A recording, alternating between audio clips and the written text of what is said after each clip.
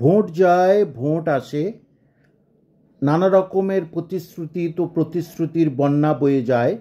রাজনৈতিক লিডারদের সেটা সাধারণত বলা যেতে পারে চরিত্র, পুরো চরিত্র বা আংশিক চরিত্র। কিন্তু আপনাদের কি হবে?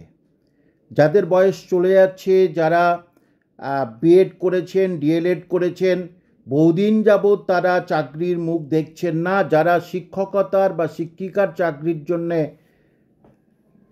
বেশি ব্যতিব্যস্ত বা বেশি তারা সেটাকে জীবনের লক্ষ্য হিসাবে মনে করেন, তাদের জন্য কি আছে? অন্য সব পরীক্ষা হচ্ছে, ঠিক আছে, এবং সারা ভারতবর্ষের কোনো রাজ্যে আমি দেখলাম না যে এই ভোটের আগে অন্ততপক্ষে এই শিক্ষক শিক্ষিকা নিয়োগ থেকে তারা বঞ্চিত রেখেছে। একমাত্র আমাদের রাজ্য সরকার আপনাদের মতো উচ্চ শিক্ষিত শিক্ষিতা ছেলে মেয়েদের বঞ্চিত করছে এবং করেছে। তবে একটা আপনাদের বলতে পারি, এর যে ফলাফল ভোট বাক্সে তো হবেই, লোকসভার ভোট বাক্সে কতটা হবে সেটা আপনারা দেখে নেবেন। কিন্তু এর ফলাফল যতই যা করুক না কেন, এই যে 16 জুলাইয়ের পরে অবশ্যই মানুষ বুঝতে পারবে যে পশ্চিমবঙ্গে যারা শাসন করেছে, বর্তমানে করছে, তারা কীরকম ধরনের নৈতিক অধঃপতন তাদের হয়েছে। এবং 16 জুলাইয়ের পরে অটোমেটিক্যালি বিজ্ঞাপন দিতে বাধ্য হবে। সুতরাং আপনাদের জন্য এটাই সুখবর আপাতত, যেটা আমার কাছে বিশ্বস্ত সূত্রে এসেছে।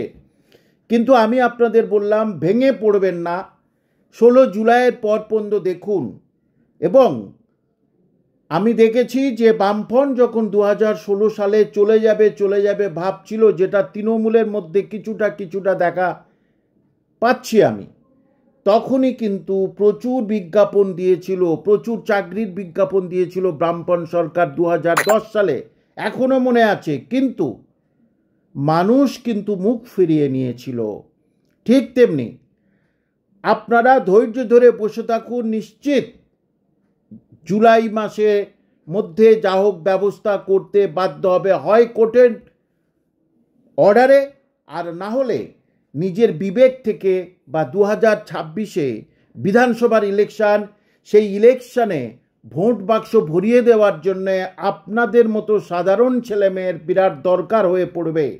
তবে একটা কথা আপনাদের বলছি, অস্ট্রেলিয়ার প্রধানমন্ত্রী যিনি একবার হয়েছিলেন, তার বিরুদ্ধে সমস্ত প্রেস ছিল, সমস্ত খবরের কাগজ তার বিরুদ্ধে ছিল, কিন্তু ভোটের পরে দেখা গেল তিনি বহুত পরিমাণে ভোট পেয়ে জিতে গেলেন।